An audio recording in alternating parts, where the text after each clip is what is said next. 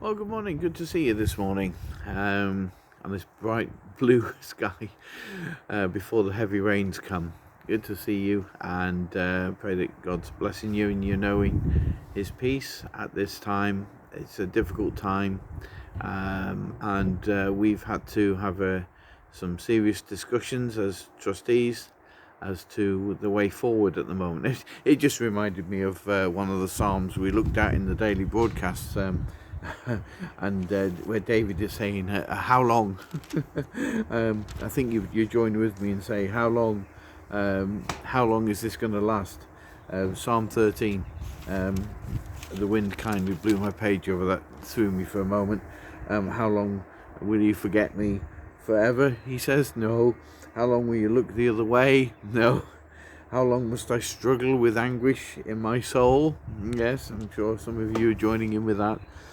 With sorrow in my heart every day, how long will my enemy have the upper hand? Come on, we got to pray about this and sort this out. How long, O Lord? He says, turn and answer me, O Lord my God. Restore the sparkle in my eyes, or I will die. Don't let my enemies gloat, saying, we have defeated him. Don't let them rejoice at my downfall, but I trust in your unfailing love. I will rejoice because you have rescued me.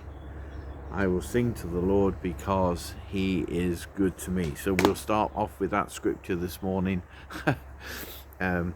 We want to say how long, and of course we don't know, but as you know, the local lockdown begins for us at 6 o'clock this evening, and it's caused obviously some challenges for us and difficulties, which we've had to have a meeting as trustees to discuss the way forward. So here we are. Obviously, for me to bring to you this morning the decision that sadly we've had to come to say that although we've enjoyed having the 3 weeks of services back in church, because of this lockdown, then we feel it's important that we are seen to be doing the right thing, and top of the priority list is that everybody is safe and kept feeling safe.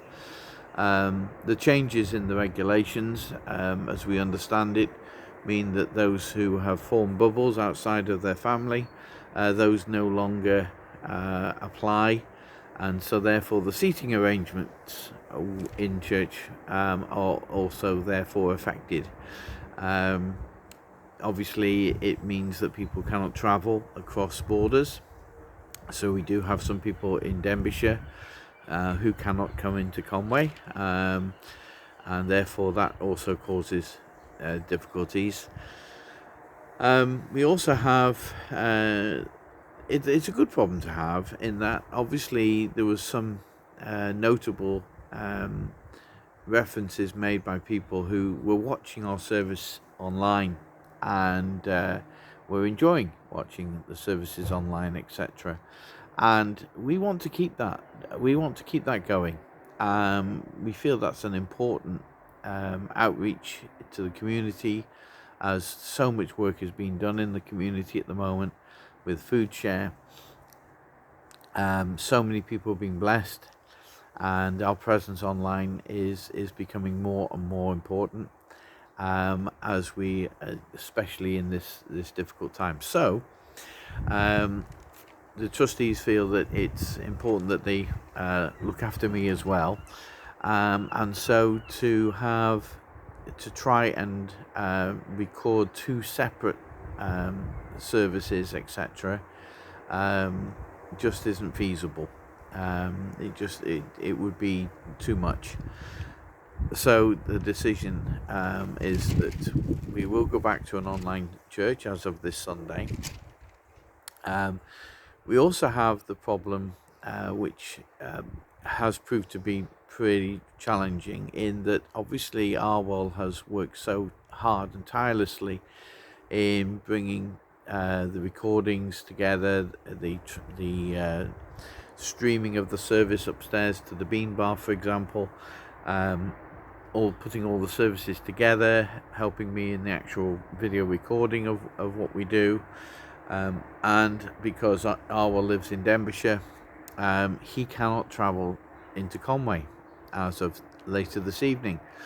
Now, we have spoken to the authorities on that, spoken to the person concerned, who had been inundated with thousands of different questions and challenges, and the answer was very clear, that Arwell cannot, even as a volunteer, for the church service, for it to even to go ahead, on the grounds of his expertise, he cannot travel across the border. So again, that's something else that we've had to try and deal with. It's a challenge, but we've been here. We know what it's like. We recognise that there are some folks who are going to be very disappointed at that news today, and we do understand. And we just ask that you bear with us, and like David, we ask the question, how long? Of course, we don't know. We're hoping and praying that it won't be the full 6 months again, but maybe just a few weeks, in maybe a month or so. But we'll see. We just really don't know. The danger, of course, is that we understand the virus is pretty much at very dangerous levels in Liverpool and Manchester, as you know, not far away. And so this, as the weather goes colder during the winter, the risks of the spreading of the virus increasing is quite high. Now, I just want to say this because there's so many conspiracy theories, there's so much, sadly, out there for us all to be confused by, misinformation, and sadly a lot of Christian churches who have got themselves involved in all sorts of half-truths, and trying to trying to make things worse, really. They're not trying to make things worse, but that's what's happened. And really, I think we need to make a stand. I'm very strong on this. We need to be seen to be doing it right. We need to be seen to be honouring those in authority over us, and being obedient. Part of the problem we have as a nation is that it's not just a small minority who ignore the rules. Sadly, in the society that we live in today, it's close becoming the majority. But of course, for political correctness' sake, you will hear the politicians say that it's just a small minority that don't. Well, I'm afraid from what I see and hear, it's a sizable minority, shall we say.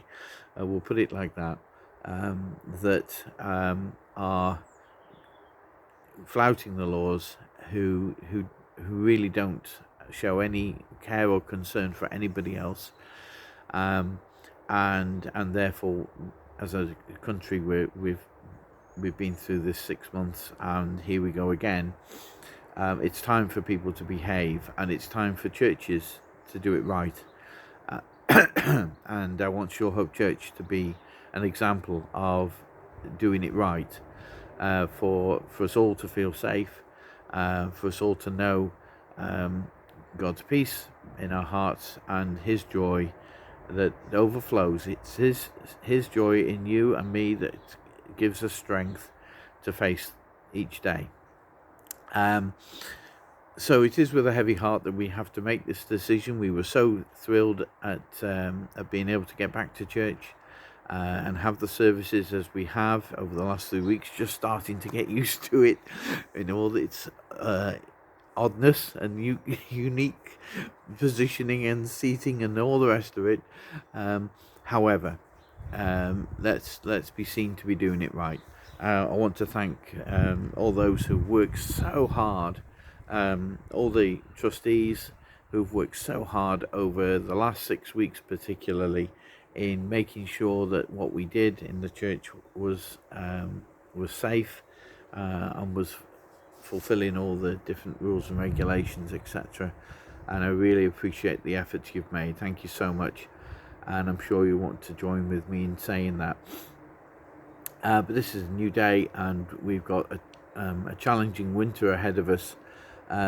My plan is to come back with the daily broadcasts from next week. But I'll be doing Monday through Friday,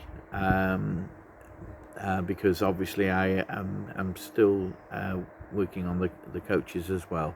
So Monday through Friday, as of next week, as we go for stage 2, battle 2 of the daily broadcasts during this corona crisis. Okay, so that's the announcement. I'm sorry it's going to be a disappointment for some. I realise that. We are trying to make arrangements to see if we can continue with, for those who haven't got internet access, to be able to watch the service in the Bean Bar. We're just trying to work out some transport arrangements, because again, we can't just use our cars like we were before. So for those that involves, I'll be calling you later today to put you in the picture as to what we're able to do. God bless you. Thank you for sticking with us. Thank you for all your faithful giving. Thank you for standing with us so much. We realise there's a bigger majority of folks that are able to watch us online than those who can't.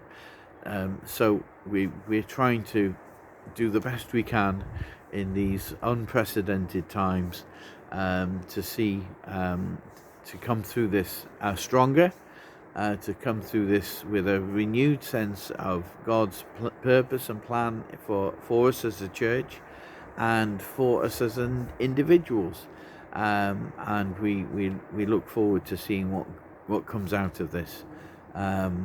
So God bless you, and we'll be transmitting the service on the usual online format again this Sunday at 10:30. We'll continue with the coffee morning on Zoom at 12:30. And so I encourage you, please join in. Now, the other thing I would just want to say before I finish, prayer meeting on Zoom tonight, 7 o'clock. There was quite a call for people believing we need to make a stand and pray, and I agree, and that's why we set up the prayer meeting on Zoom at 7 o'clock. Now, it would be really good if we could see a much bigger number of folks joining with us to pray. Come on, we've got to deal with this. This is okay, a matter of prayer. If the government can't see that they need to call a national day of prayer, then well, maybe it's because the church can't even get together to pray. So join with us, 7 o'clock on Zoom tonight, 879-855-9942. You know the number by now. I do. And we'll pray together, and let's really home in and see God bring that change in this nation that is so desperately needed, as we turn and look to Him. God bless you. Have a good day, and I'll see you either later on in the prayer meeting, or see you Sunday in the service. Okay. God bless. Thank you. Bye bye.